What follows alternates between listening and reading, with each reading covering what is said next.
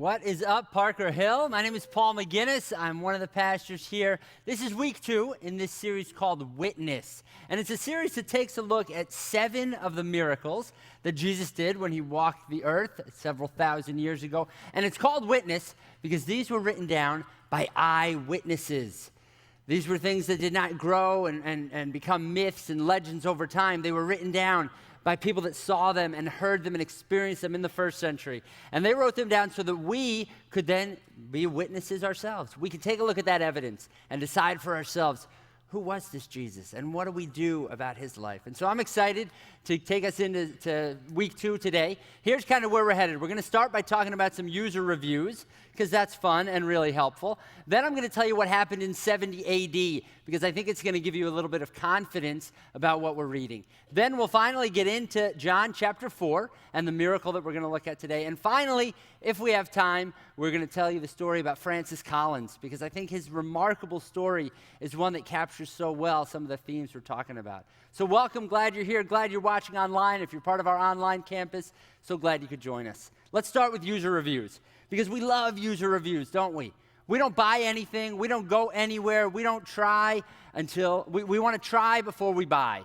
Right? We want to see how this looked on somebody else and hear what another customer had to say about it. We want to read the pros and cons. We want to see 5 stars, you know? And so whatever we go for, we're always trying to check out what other people thought. And this is a great benefit of our modern society, right? We don't have to kind of try it out for ourselves. We can see how it worked for other people. So in case you're thinking of buying a few things, I went and found some of my favorite user reviews on our favorite internet website, Amazon.com. So in case, now that we're getting into some warmer weather, you're probably looking for a t-shirt. The 3 Wolf Moon t-shirt has become an internet phenomenon, not only because it's kind of a quirky shirt, but it has received some really hilarious reviews, like this one. I had a 2 Wolf t-shirt for a while. I didn't think life could get any better. I was wrong. Life got 50% better. No lie. Okay, so if you're looking for a good shirt, you can't go wrong with the 3 Wolf Moon t-shirt. Or maybe you want to save your money and go after the, get this, 85-inch Samsung ultra high definition TV. There's just so much, this says so much wrong about our culture, the fact that we are making TVs this big and weighing them in at a mere $4,000. But wait, before you buy, let's listen to this one user. This TV is fan-freaking-tastic. We are now living in the box that it came in, but even that is roomy, right? Of course it is.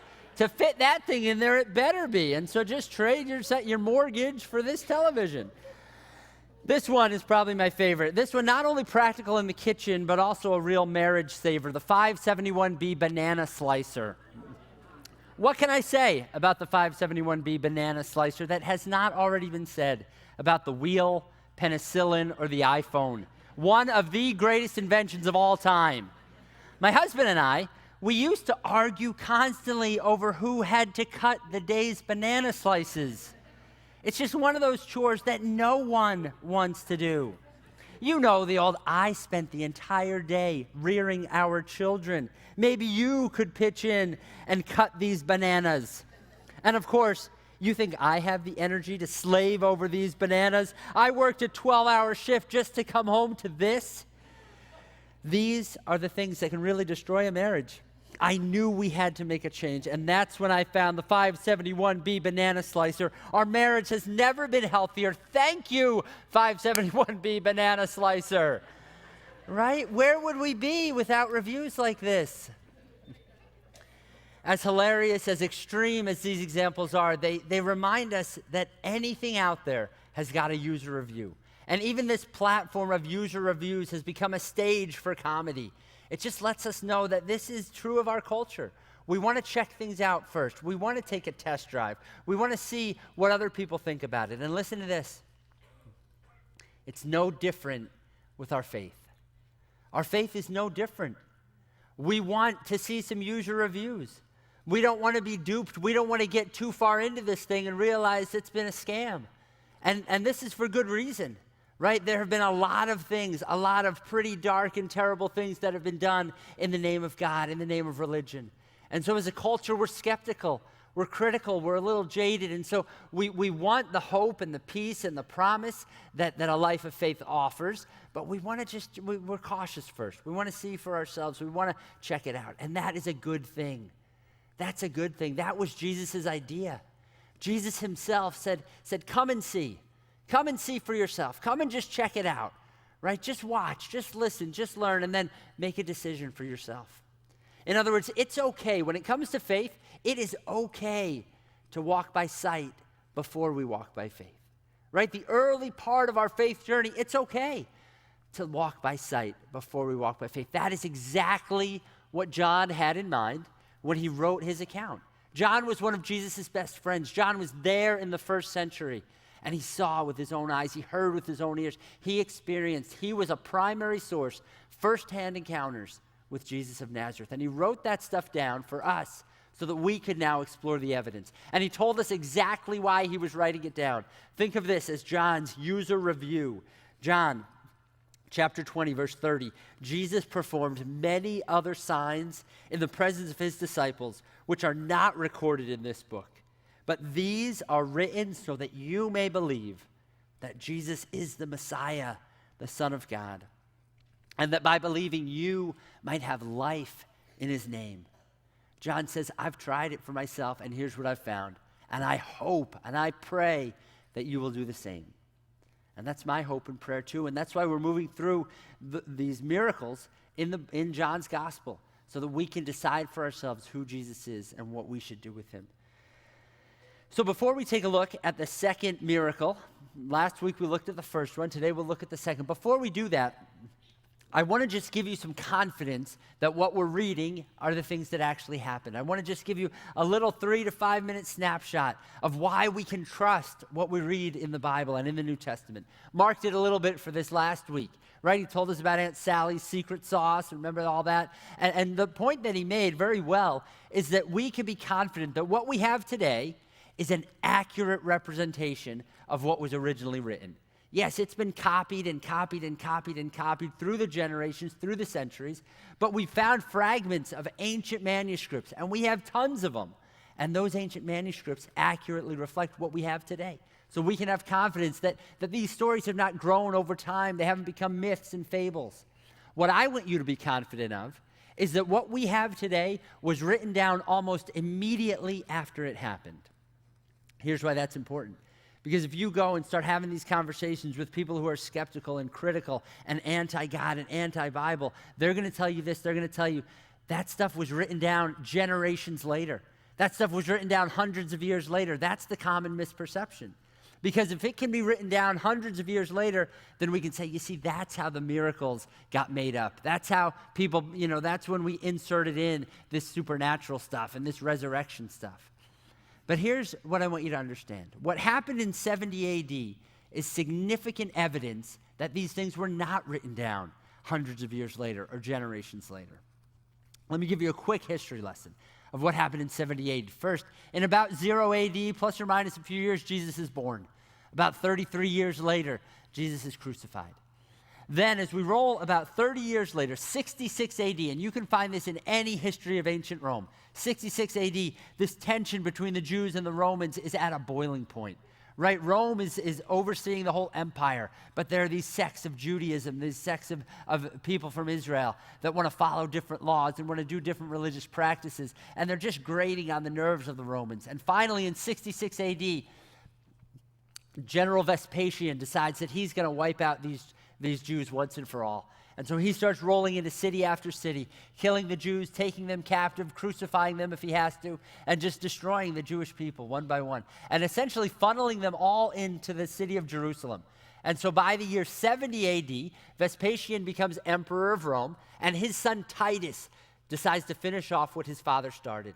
And so now there's just one last stronghold for the nation of Israel, one last collection of Jews, and they're in the city, the capital city of Jerusalem.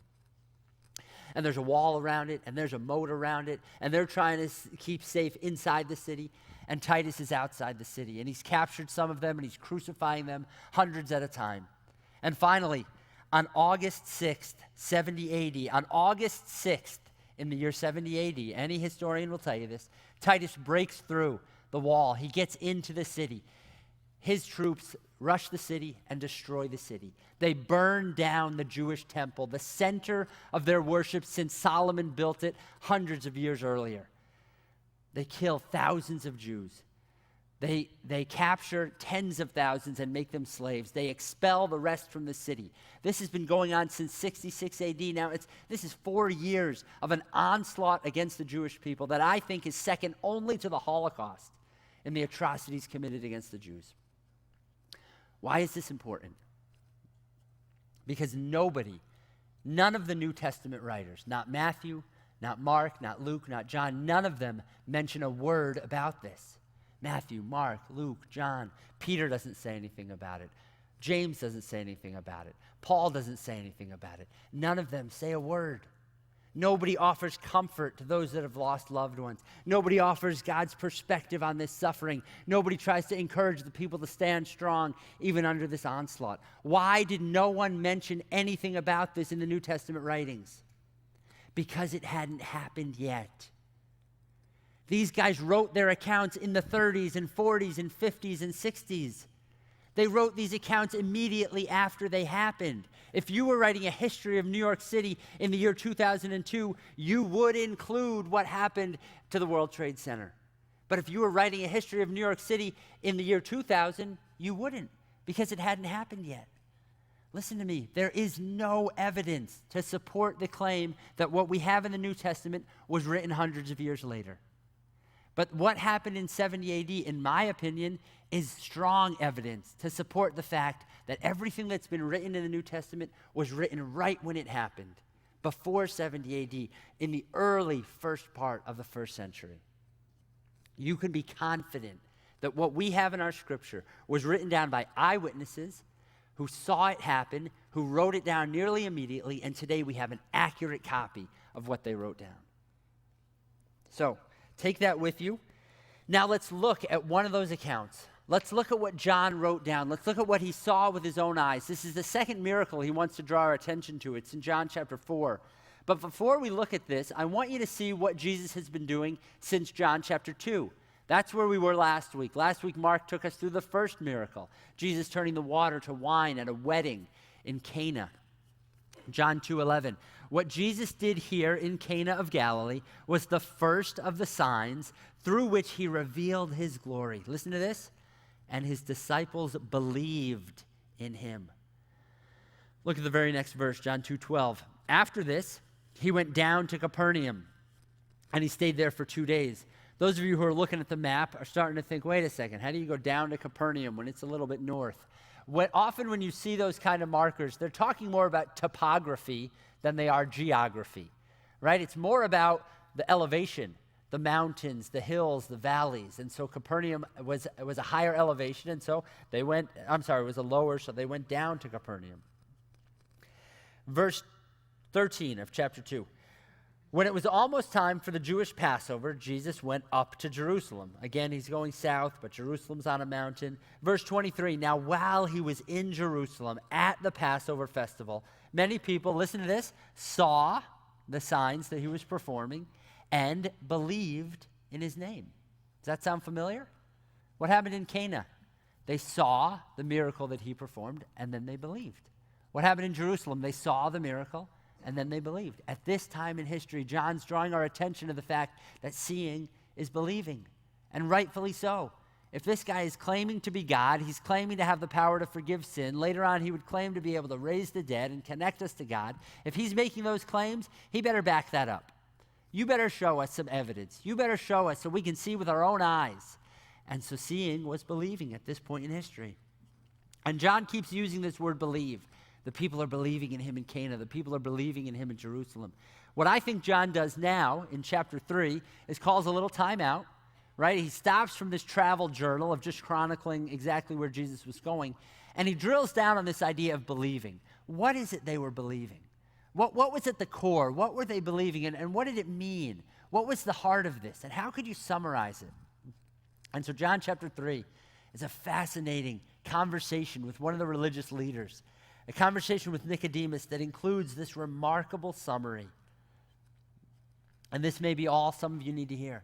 You need to camp out on this one summary and let it sink in. God so loved the world that he gave his one and only Son, that whoever believes, there's that word again, whoever believes in him shall not perish, but have eternal life. For God did not send his Son into the world to condemn the world, but to save the world through him. That's it, my friends. That is it in a nutshell. That is what John wants us to understand. That's the core of the good news of Jesus. That is the story that God is writing, that God loved you so much that he acted on that love. He gave his only Son, and that Son gave his very life. And if you would believe in him, if you would choose to follow him, you don't need to perish. You don't need to be afraid. You don't need to be alone. You can have eternal life. You see, God didn't come to this planet to condemn us. God came to this planet to save us and rescue and redeem us. Some of you need to hear that. You need to camp on that. And you need to respond to that. Then we're done with the timeout. Time in again. We're back to the travel journal. John chapter 4, verse 4. Now Jesus had to go through Samaria. And in Samaria, he meets this woman. We call her the woman at the well. She's not Jewish. She's a Samaritan. Jesus does not perform a miracle or do any sign in her presence, and yet she believes in who he is just based on their conversation. But that's not all. Chapter 4, verse 39, many of the Samaritans from that whole town believed in him because of the woman's testimony. This is different, isn't it? In Cana, they saw and they believed. In Jerusalem, they saw and they believed. But here in Samaria, people that aren't even Jewish people, they didn't need to see. They heard, and she believed. And then other people heard her testimony, and they believed. And right now, I believe what John is doing and what Jesus did is giving us some foreshadowing. Right at this point in history, it makes sense that seeing is believing. We need firsthand, eyewitness, primary source accounts. But that's not always going to be possible, is it? We can't all be there at the wedding. We can't all be there at Passover in Jerusalem. And so at some point, we need to shift away from needing firsthand accounts to being able to believe in other people's accurate testimony. Doesn't that sound familiar? Doesn't that sound like the stage of history that we are in? And Jesus would be very clear about that at the end of his life. In fact, after his life and after his resurrection, one of his own disciples says to the other disciples, I am not going to believe unless I see for myself. I'm not going to believe unless I feel his body, touch his hands for myself. And Jesus obliges him. And then Jesus says to Thomas in John 20:29, Jesus told him, because you have seen, you have believed. But blessed are those who have not seen and yet have believed. That's us, folks. We're not there in the first century, but we need to believe because of someone else's testimony, someone else's evidence, someone else's user review. And Jesus is setting the stage that there needs to be a shift from seeing as believing to now believing based on the evidence. And this next account in John chapter 4 is a perfect picture of that. John 4:43. After the 2 days in Samaria, those 2 days that he spent with the woman and with that whole community, he left for Galilee, back up north, his hometown, his region. Now, Jesus himself had pointed out that a prophet has no honor in his own country. In other words, that's where they need to see in order to believe. That's where the belief is coming a little more difficult. Verse 45, when he arrived in Galilee, the Galileans welcomed him. They had seen all that he had done in Jerusalem at the Passover festival, for they also had been there. Once more, he visited Cana in Galilee, where he had turned the water to wine. And there was a certain royal official whose son lay sick at Capernaum. Do those cities sound familiar? This is where Jesus started his tour. He was in Cana. He was turning the water to wine. He stopped in Capernaum. He didn't do much there, but he was there for 2 days. And now one of the officials from that town has come down to meet him in Cana. Here's what I want you to see, because some of you need to hear this. The first sign, the first miracle was where? It was in Cana. It was at a wedding. It was at a joyous occasion, a celebration. Jesus is a wedding kind of guy. But this second miracle, this is for about the opposite end of the spectrum. A child, terminally ill. Jesus is a hospice kind of guy as well. And some of you need to know that because we experience both. We have plenty of moments of joy and optimism and hope, and Jesus is there celebrating with us. And yet we also have plenty of moments of despair and doubt and fear. And Jesus is there comforting us as well. Jesus is with us at the weddings and at the graduations, and he's also with us in the hospital and the orphanage. Some of you need to know that because he's with you in your highs and your lows, and he's greater than both. When this man heard that Jesus had arrived in Galilee from Judea, he went to him and he begged him to come and heal his son, who was close to death. Now, this is off the record. I don't know if this is what's happening. I'm just imagining this because Jesus had been up in Capernaum not long ago. Why didn't the man talk to him then? Well, maybe his son wasn't sick then. And when things are going well, we don't really see the need to go after Jesus. Right? When things are okay, we think we can do it on our own. But maybe sometime between Jesus' visit to Capernaum and then down to Jerusalem, and now he's back in Cana, sometime in that setting, the son got sick. And all bets are off. And we're willing to try anything, and we're willing to take desperate measures, and some of you have been there. In fact, that's why some of you are here today, because the bottom has fallen out, and you don't know where else to go and what else to do, and you used to keep God at a distance and God at arm's length, but now you're willing to try anything and to check out anything, if only you could find some hope, some forgiveness, and some peace. And that's okay. Jesus doesn't keep you at arm's length because of that. And so this guy and his wife, I'm guessing, start talking, and he's willing to do anything. And I'm sure his wife says, you know what? We've heard the rumors of this Jesus. We didn't meet him. We're not following him yet. We've heard the rumors of what he's done. Maybe he can help. And the husband's hesitant to leave, but his wife says, you go to Cana, you get that man, and you bring him back here. And he doesn't quite want to leave, and she's adamant, no, don't stay here. You go get that man and bring him back. And by foot, this would have been an 8-hour journey. This man's an official, so maybe he's got a chariot. Maybe he can do it in 2 or 3 hours. We don't know. But he goes. He's desperate. And he begged Jesus to come with him and heal his son, who was close to death. Now, Jesus' response is not as rude as it sounds. I think we've lost something in translation. I think what Jesus is doing, and this is backed up by what we've seen so far, Jesus is just stating the reality at this point in history. Verse 48, unless you people see signs and wonders, Jesus told them, you will never believe. Right? He's back in Cana. He's back with his own people, the Jewish people, and he's saying, this is what it takes. You need to see signs. You need to see wonders. You need to see miracles. You need some evidence in order to believe. And that's okay. I would need evidence too if you claim to be God. Seeing is believing. That's just the way it is. But Jesus is about to introduce something new. And we caught a glimpse of it in Samaria, a group of people there who didn't need to see. They just need to hear some credible testimony, and they believed. And now Jesus is going to challenge this official to give us another example of what's coming next. And so, verse 49, the royal official said, sir, come down before my child dies. And Jesus says, go. Jesus replied, your son will live. It's an interesting response because Jesus is not doing what the man asks. And I'm sure that this man is thinking to himself, no. I need you to come with me, right? I need to see in order to believe. And plus, Jesus, you don't know my wife, right? She told me to come back with you. And if I come back empty-handed, there's going to be 2 deaths in my house and not just one, right? And some of you husbands know exactly what I'm saying because you've been sent to the store to get that specific thing, right? And she told you the brand and she told you how many ounces and you didn't write it down and she gave you the coupon, but you didn't keep that. And now you're looking at the shelf and you're saying, dear God, I don't know, just guide my hand, maybe I will, by some miracle, I will grab the right thing. And you never do, right?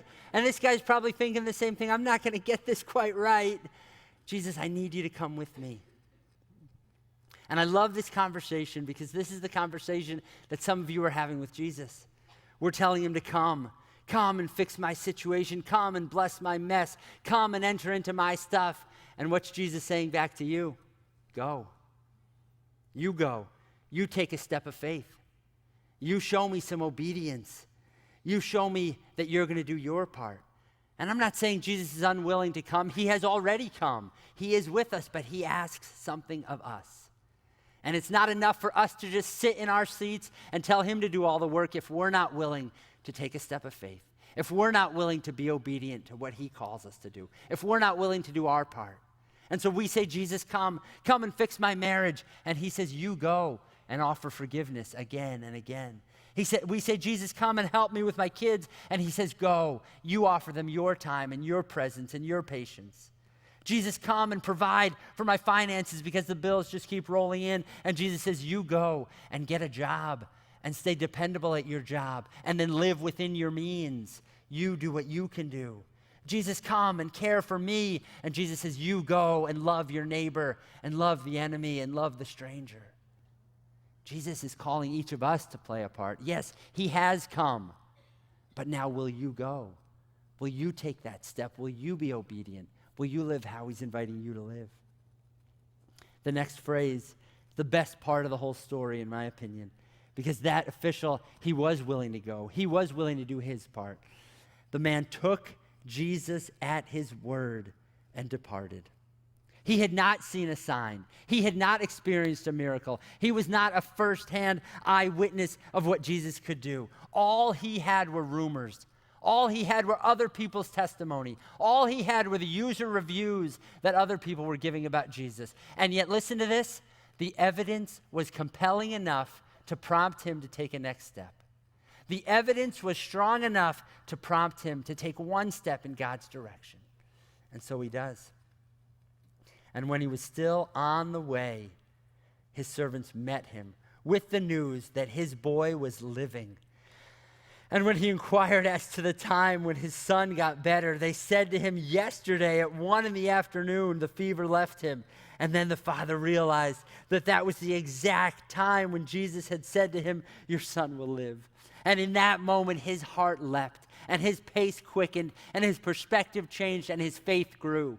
Because this man who not long ago only had rumors, he had no firsthand experience, and yet he took a step of faith. Now he had firsthand experience. Now he saw for himself. He experienced for himself what Jesus could do. He took a step, and God came through. And now he had a story to tell. He had a user review to write. And in verse 54, so he and his whole household believed. This was the second sign that Jesus performed after coming from Judea to Galilee. I love this story because it's a picture of exactly where we are and exactly what Jesus wants from us. You see, we're not eyewitnesses. We weren't there. We didn't have the firsthand primary source experience. But what we do have and what you can be confident of is that we have accounts that were written down immediately after they happened and accounts that are as accurate today as they were when they were written. And so we can see for ourselves, we can examine the evidence. And friends, the evidence is compelling enough to prompt you to take another step in Jesus' direction. And so here are 3 moves that I'm going to suggest you make. The first is to explore the evidence and then take a step and then leave a review. Explore the evidence. See for yourself. You owe it to yourself. If you're skeptical, if you're unsure, that's a good thing. That just tells me that you're being thoughtful, you're being intentional, you're counting the cost, you're weighing it out for yourself, and that's brilliant. Well done. Don't believe me when I tell you this stuff is true, and don't believe the cynics that tell you it's all fables and made up. Check it out for yourself.